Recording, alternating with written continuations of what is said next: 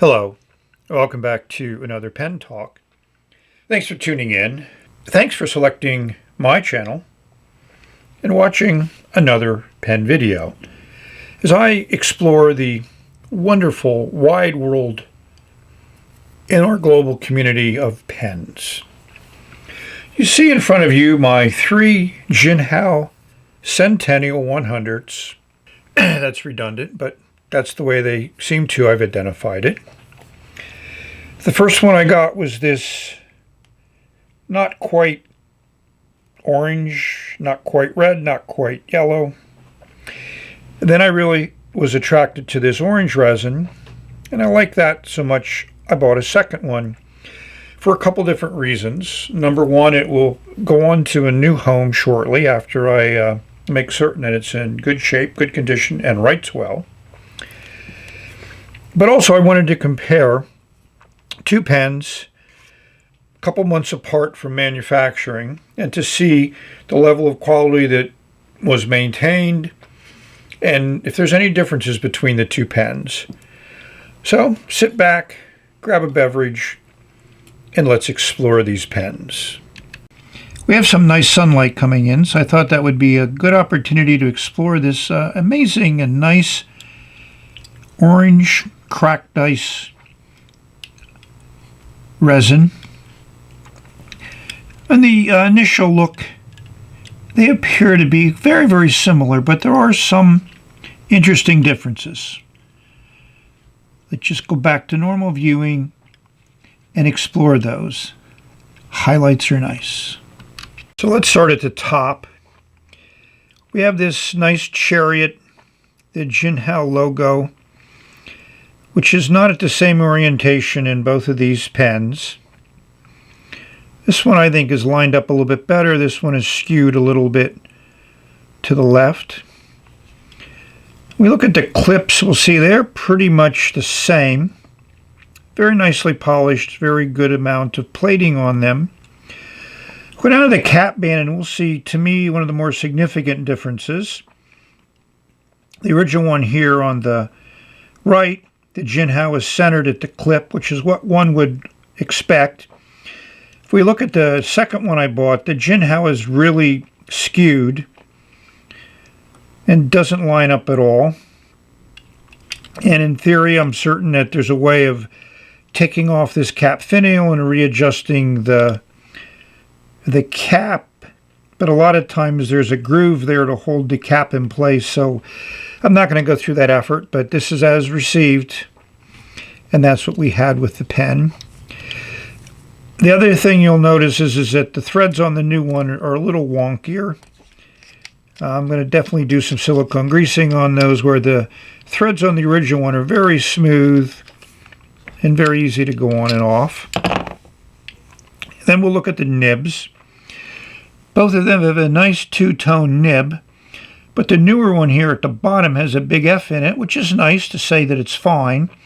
And they've gotten rid of the 18 kgp, which I think is a good move. The sections are very, very similar, and so is the end caps and the barrels. There's a little bit of a difference in the converters. Let's look at those. The sections are pretty much identical, and they have that O-ring there at the very bottom, which I think is an excellent addition. So as you screw down the barrel, that last turn, you tighten up against the O-ring, makes it nice and secure and gives you that nice feeling that it's right where it should be. And I think that also minimizes stress that might crack the barrel. The converters, the newer one has this metal ring here, is kind of like lacquered brass type of coating on it. It does have a logo on it. They both have the Jinhao markings on the activator. And as we take them out, we'll see they're very, very similar as far as the design of the end. This is common of Jinhao. International style, it looks like. They both move very cleanly, very nicely. I found Jinhao converters to be very, very consistently good quality. And if you want to take them apart, clean them, grease them, or whatever, they're easy to do. If you look at that cap finial, we'll see that the original solid color one, we'll call it orange, had like a bronze colored chariot in it. The second one had a gold tone one, as well as the first one here.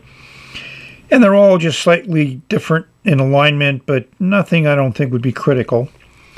If we look at the cap bands, we'll see that the original one has the Jinhao centered like it is on the original orange one, but the second orange one I got obviously is not centered.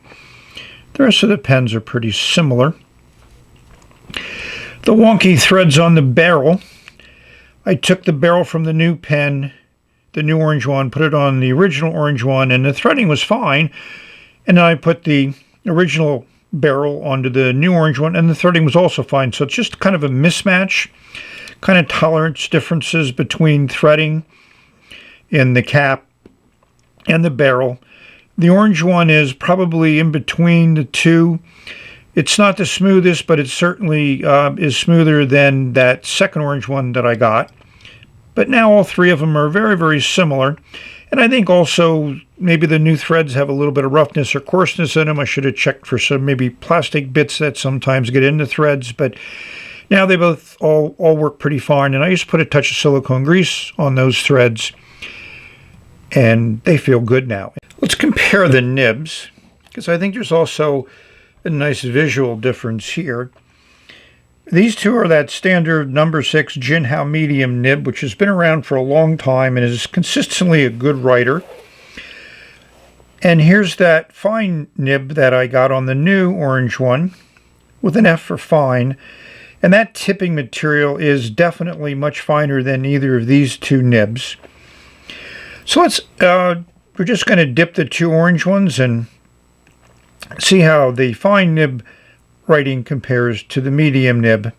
The orange one will go back into my Duofold storage area. So here we have some Chinese pens done in the Duofold style. And of course this is a small sampling, but I wanted to stay with a similar color theme, and that's why these are there. We got the two Jinhao 100s here, which is the main subject of this video. But here's a pen that Hongdian came out with, which I really enjoy and like. Wingsung has a yellow version. And of course, we can't forget the Kaigalu 316. So a friend of mine pinged me a little bit and said, have you seen the new Kaigalus that have just come out? And I said, no. So I went looking, and I found him. And here's a picture of one that I plan to order on eBay. And in searching around, I also found it on AliExpress. So I bought a second one on AliExpress, one in the blue color and one in what they call amber. And the AliExpress one intrigued me because I selected U.S. shipping, and a couple days later it is moved through New York and it's on its way to me. So that should arrive before the eBay one that I bought. So that was an interesting experiment. And of course, how could we not forget the M600S by Moonman? Here it is in a beautiful amber finish. It's kind of not exactly in that same vein, but close to these other types of resins. The Kaigalu 316 has definitely expanded their color range. Here's some examples. And here's the newer colors that came out in 2021. And you notice one thing now, that the finials are the same material as the body and cap. At least that's what it appears on the pictures. So that's an interesting change, because all of these have that black end cap at the bottom of the barrel, and most of them have the black cap at the top, except for the Hongdian one. A lot of them have emblems at the top of the cap. Again, a lot of similar design features that this model tends to have, and I like all of them. Very comfortable in the hand. They're mostly on the large size, and not really postable. Yeah, sometimes the cap will post. It posts high, and it does backweight the pen. For some people, that's okay. For me, it's not. But then I do 99% of my writing sitting at a desk, so I have no need to post. I just put the cap upright on the desk, and I know where it is when I want to find it to recap the pen. Now we've come to the writing part. So this pen feels substantial. Certainly it hits over its dollar value of about $15 US delivered. It feels more like a $30, $40, $50 pen or even higher. The cap comes off in about 2 turns. That section is nice and beefy, which is very common with this design. The threads aren't sharp, there's no step up, so you can basically hold it anywhere, and I always enjoy a little flare out at the end. So you know where your fingers are in relationship to the nib. It fits nicely in the hand, and if you need to, you can, if you want to, you can try to post the pen. It does fit, but as you can see, it only goes down a little bit onto that black end cap, and it does back, you feel the weight of that, it back weights the pen. So I've used Kaweco Orange Sunrise ink just because I wanted an orange ink in the pens, and it's a light ink, so I think it'll really show the differences between these nibs. At least that's my expectations.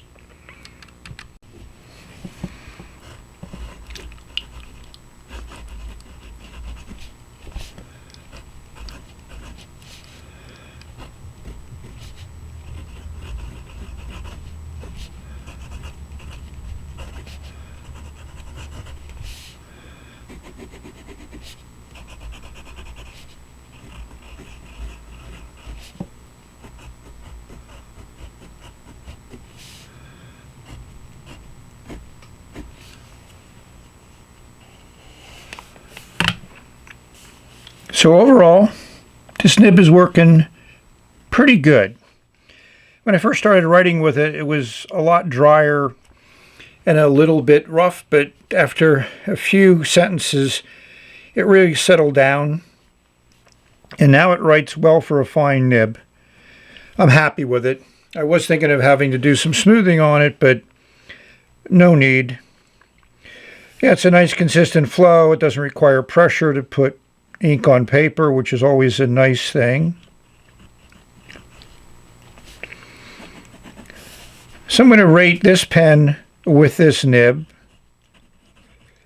I'm going to give it a 9.3. There's no real checks because it's good quality, not exceptional. You know, the little nuances where things don't line up. But that's typical of a mass-produced pen of this price range. That resin is beautiful. So we're going to give it a check for the look. Now let's look at the medium nib.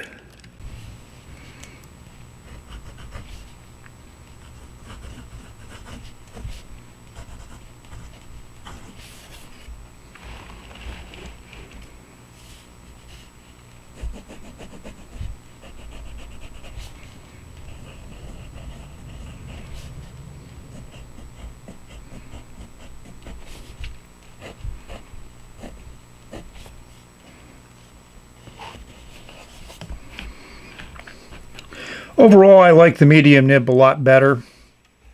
You can see the line is just a little thicker, a little wetter, and it really works well with this Kaweco Sunrise Orange ink. It's wetter. So that's where we go. So I would rate this version with this nib at a 9.5. And in addition to the check for the resin and the look, it also gets a check for the nib, and that's why it's a 9.5. So I like both of these pens. I'll see if the potential new owner likes that fine nib. I've got the fine nib because that's their preference, and I think it writes well. So that's the story and the whole story. So I want to thank you for watching. May you have many great pen experiences. Enjoy putting ink on paper. And hope this video finds all of you safe, healthy, and happy, enjoying your day enjoying your pens, your inks, and your paper. If we've reached the end of this video, I really do like this nib. It just writes nicely and it feels good on the paper. You know, I obviously like a little broader line, a little wetter line, but still, for an everyday writer, this is in the sweet spot from my perspective. We're going to say bye until the next video. Nice color, nice nib, great ink.